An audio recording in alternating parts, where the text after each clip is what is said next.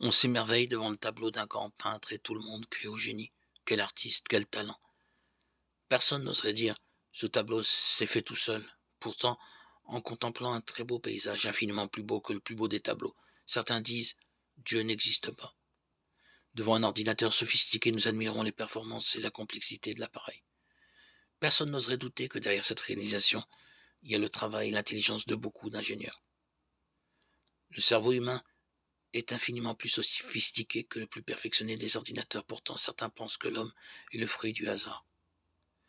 Dans la Bible, l'apôtre Paul nous dit les perfections invisibles de Dieu, sa puissance éternelle et sa divinité se voient comme à l'œil nu, depuis la création du monde, quand on les considère dans ses ouvrages.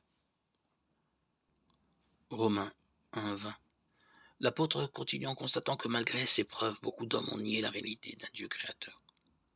Se vantant d'être sages, ils sont devenus fous. Romains 1:22.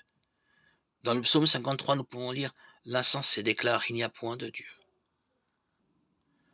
La nature merveilleuse nous montre quel grand artiste se cache derrière elle.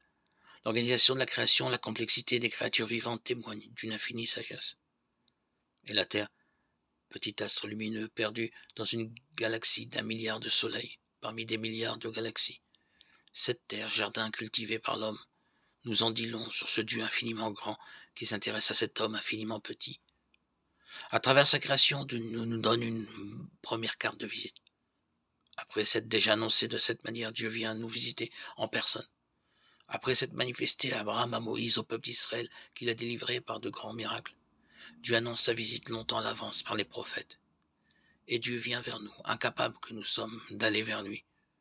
Il ne vient pas en Superman, il vient naître dans une étable humblement, pour se mettre à la dernière place. Il nous révèle ensuite le vrai visage de Dieu. Jésus-Christ, guérissant les malades, libérant ceux qui sont opprimés par de mauvais esprits, pardonnant aux gens de mauvaise vie et dénonçant l'hypocrisie de ceux qui se croient des gens bien. Mais en réponse à cette grande bonté, Jésus est rejeté avec violence par le plus grand nombre et crucifié. L'homme montre ainsi son vrai visage, prouvant son orgueil et sa méchanceté. Dieu, nous n'en voulons pas. Le Dieu, ici, c'est nous. Nous croyons en l'homme, pas en Dieu. Mais une des dernières paroles de Jésus a été « Père, pardonne-leur, ils ne savent pas ce qu'ils font ».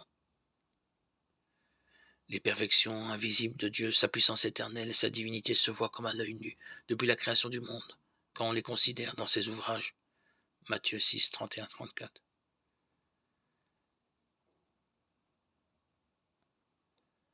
Après avoir autrefois à plusieurs reprises et de plusieurs manières parlé à nos pères par les prophètes, Dieu, dans ces derniers temps, nous a parlé par le Fils qu'il a établi héritier de toutes choses, par lequel il a aussi créé le monde. Hébreux 1, 1, 2. Jésus n'est pas resté sur la croix, on l'a mis au tombeau d'où Dieu l'a ressuscité, et depuis 2000 ans, son message est le même. Revenez de votre méchanceté, croyez en moi et la bonne nouvelle que je vous apporte. Votre souffrance, vos péchés, je les ai portés sur la croix il y a 2000 ans. Avec lui, tu peux recommencer une nouvelle vie, aujourd'hui.